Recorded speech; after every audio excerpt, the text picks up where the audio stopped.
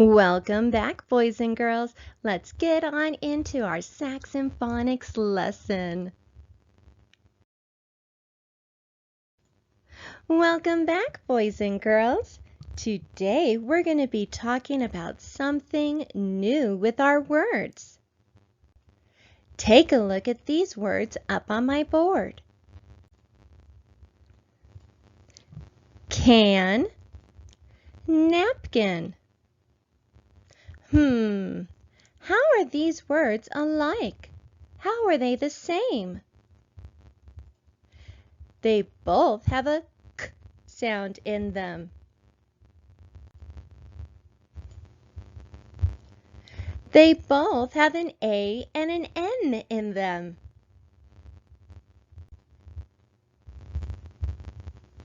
They both end with the letter N.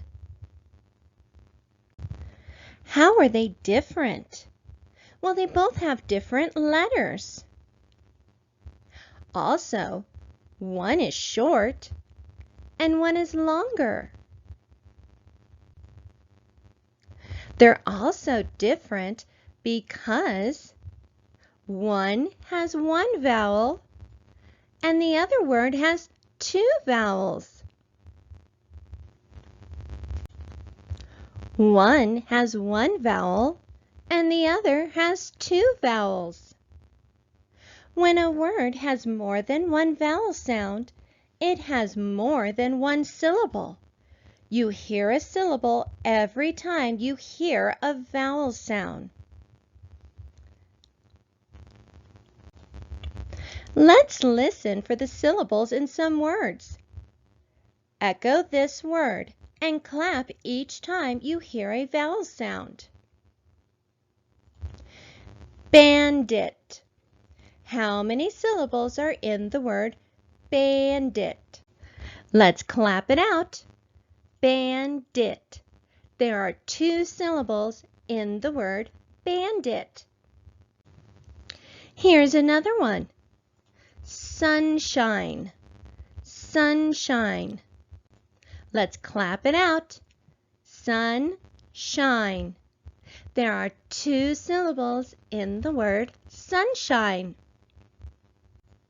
Here's another one. Mat. Mat. Let's clap it out. Mat. There is just one syllable in the word mat. Let's go back to this word. How do we code this word? Let's look for the vowel. Is the vowel followed by a consonant? Yes, it is. A vowel followed by a consonant is coded with a breve. Does this word need any other coding? Yes, we need to put a K back on the letter C to remind us that it makes the K sound. How many vowel sounds are in the word can? There's just one, the A sound. How many syllables are in the word can? Let's clap it out. Can. There is just one syllable in this word. Let's take a look at our other word, napkin. Let's clap it out. How many syllables are in the word napkin? Napkin. There are two syllables in this word. When a word has more than one vowel sound, we must separate the word into syllables. This is called syllable division. Look carefully at the word napkin. Is there a suffix on this word? No, there is not. Other than the vowels, do we need to do any other special coding, such as K-backs or voice lines or twin consonants on this word? No, I think just the vowels. Things like K-backs, voice lines, and twin consonants are called obvious coding. And from now on, we will code them first, so then we can concentrate on the vowels. Now, let's find our vowels. We're going to write a small V for vowel under each one. The letter A is a vowel, and the letter I is a vowel.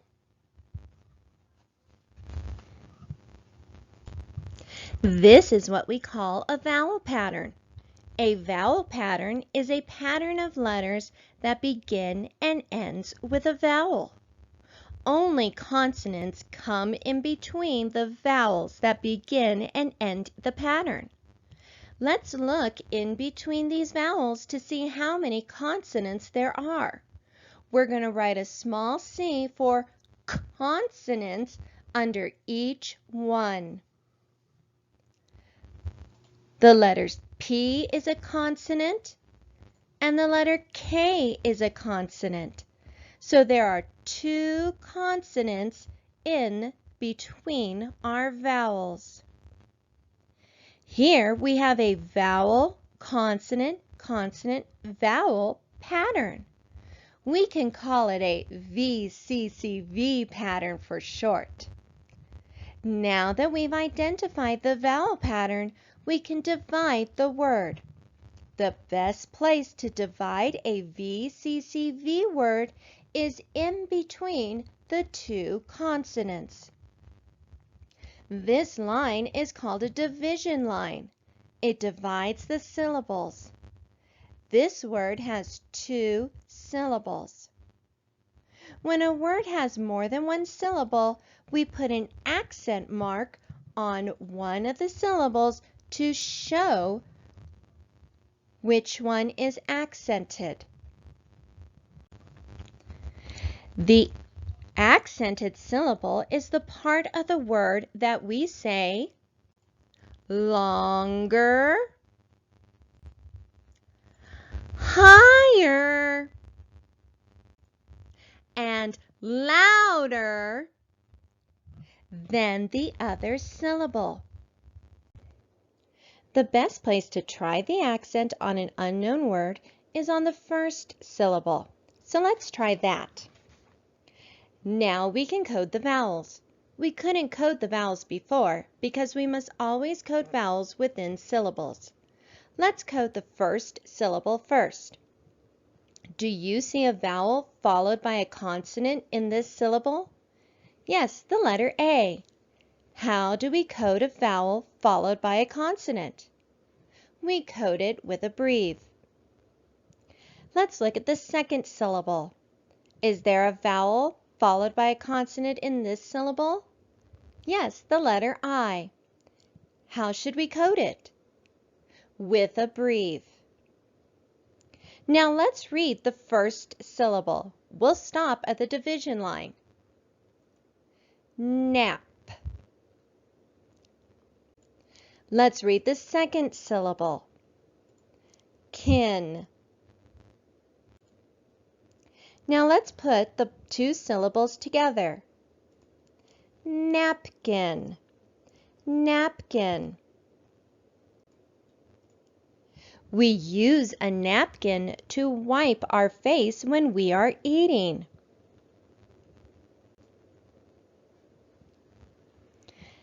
So we have this new rule card today called syllable division, VCCV, our vowel, consonant, consonant, vowel pattern. If you need help dividing words, you can always look at this to remind you about the vowel, consonant, consonant pattern to divide words with more than 1 syllable, more than 1 vowel sound. Now that was a lot of information for today. Let's go ahead and let's practice some of it on the board. We're going to start with this phrase here. Let's look at the first word in the phrase. Remember, we're going to start with our obvious coding first. So what do we see that needs to be coded? Well, I see digraph TH. And in this word, digraph TH is going to be making its silent sound, its quiet sound. So we can leave it like that. Now let's look at our vowel. Is our vowel followed by a consonant? Yes, it is. It's followed by a digraph consonant. A vowel followed by a consonant is coded with a breve. Let's look at the next word. What do we see that needs to be coded? Well, we see digraph CK. Remember, with digraph CK, it only makes one k sound. So we're going to cross out the letter C to remind us to only make one sound. Do we see a vowel? Is it followed by a consonant? Yes, in fact, it's followed by a digraph consonant also. A vowel followed by a consonant is coded with a breve. Let's go ahead and let's read this phrase together. Math trick. Math trick. Let's look at another phrase. Let's start with the first word in this phrase. Look carefully. At the end of the word, we have suffix ing. I know the suffix ing adds a syllable to the root word, so I'm going to add an accent mark to the end of the root word. Now let's go ahead and let's code our root word. What do we see that needs to be coded? I don't see anything else except for digraph EE. So let's go ahead and let's underline it. With digraph EE, it only makes one E sound. So we need to cross out one of the E's and we need to put a macron over the first one. Let's go to the next word. Let's think about this one. How do we code this word? We should code it with a macron so it can go A. But remember, we read like we talk. So usually with this word, we go A cat is in my yard. So that means we need to put a schwa over it. So we remember that it makes the sound. Let's look at the next word. Look at the very end of the word. We have a suffix s at the end of this word. So let's put a box around it. Look carefully at this word. Does it need any coding? Well, I believe with this word I see a vowel, consonant, consonant, vowel pattern. So I'm going to draw my syllable divider line and put an accent after my first syllable. Now let's go ahead and let's code our first syllable. Do you see a vowel?